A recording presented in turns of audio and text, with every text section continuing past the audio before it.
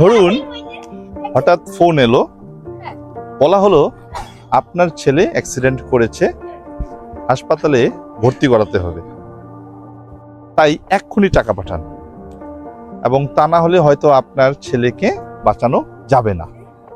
তখন আপনি কি করবেন?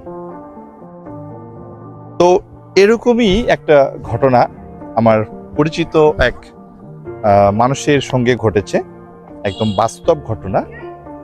তো ঘটনাটা হয়েছে এরকম যে আসলেই উনার ছেলে যেহেতু বাইরে পড়াশোনা করে, তো উনি স্বাভাবিকভাবেই একটা ফোন আসে আর কি, এরকম যে বলা হয় আপনার ছেলে অ্যাক্সিডেন্ট করেছে, এরকম আর কি।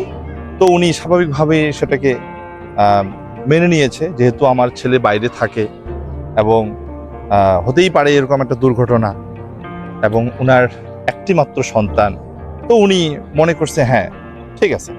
এবং তারা এতটাই তাড়াহুড়ো এবং সময়, অর্থাৎ সুযোগই দিচ্ছে না, আপনাকে কথা বলার কোনো সুযোগই দিবে না।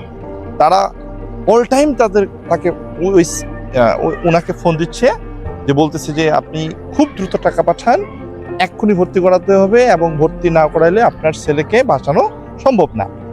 তো এবং সেই মুহূর্তে উনি আর অন্য কোনো চিন্তা করতে পারেনি যে আমার এখন কি করা উচিত। উনি ডিরেক্ট ভাবছে আমার একটাই ছেলে, আমার একটাই সম্বল। তিনি একবারে মাথা ওনার হয়তো বা ঘুরিয়ে গেছে, এই জন্য তিনি কিন্তু টাকা পাঠিয়ে দিয়েছে। তো পরক্ষণে হ্যাঁ আরেকটা বিষয়, তিনি কিন্তু তারপর যোগাযোগ করার চেষ্টা করেছিলেন, কিন্তু ফোনটা রিসিভ করা হয়নি ওই পক্ষের। এই ফোন রিসিভ করেনি বিধায় হয়তো তিনি আরো হয়তো চিন্তিত হয়ে গেছেন, তো তিনি কিন্তু টাকা পাঠিয়ে দিয়েছেন।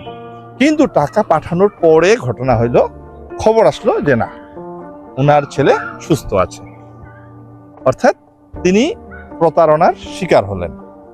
এই যে প্রতারণার একটা ফাঁদ, এটা আপনার সাথেও ঘটতে পারে। তো এরকমই এক বাস্তব ঘটনা ঘটে গেছে গতকালকে, তাই আপনাদের মাঝে শেয়ার করলাম। তো এরকম প্রতারণার ফাঁদ থেকে বাঁচতে চাইলে যেটা প্রথমেই আপনারা করবেন, যে আপনারা তাড়াহুড়ো না করে আগে অবশ্যই যাচাই করবেন ঘটনাটি সত্য কিনা, এবং টাকা পাঠাবেন না তাড়াহুড়ো করে। এটা নাম্বার 2। নাম্বার 3 যেটা করতে পারেন, যদি এই ঘটনাটি প্রতারণার মনে হয় আপনি বা টাকা পাঠিয়ে দিয়েছেন, তাহলে আপনি কিন্তু রিপোর্টও করতে পারেন, সেটা থানায়, বা সরাসরি আপনি 999 কল করেও করতে পারেন। তো এই থেকে বাঁচতে হলে আপনাকে যেটা করতে হবে, তারা কিন্তু ভয় দেখিয়ে আপনাকে আতঙ্কিত করে এবং আপনাকে তাড়াহুড়ো করে আবেগে ফেলে টাকা হাতিয়ে নেওয়ার চেষ্টা করে। এই জন্য আপনাকে যেটা করতে হবে, আগে ঘটনাটা যাচাই করবেন, যেই হোক না কেন। তো এরকম প্রতারণার ফাঁদে যেন আপনারা না পড়েন, তার জন্য এই ভিডিওটি করা, এবং আশা করি আমরা সবাই এই বিষয়টি মাথায় রাখবো, এবং আমরা সতর্ক থাকব এবং সচেতন হব। আর আপনারা নিজেও বাঁচুন, অন্যকেও বাঁচান, এই চিন্তা যদি থাকে, তাহলে আপনি এই ভিডিওটি শেয়ার করতে পারেন। এই ভিডিওটি শেয়ারের মাধ্যমে হয়তো আপনার মতো আমার মতো কারোর টাকাটা, কষ্টের টাকাটা বাঁচতে পারে। তো ঠিক আছে, এ পর্যন্তই, ধন্যবাদ।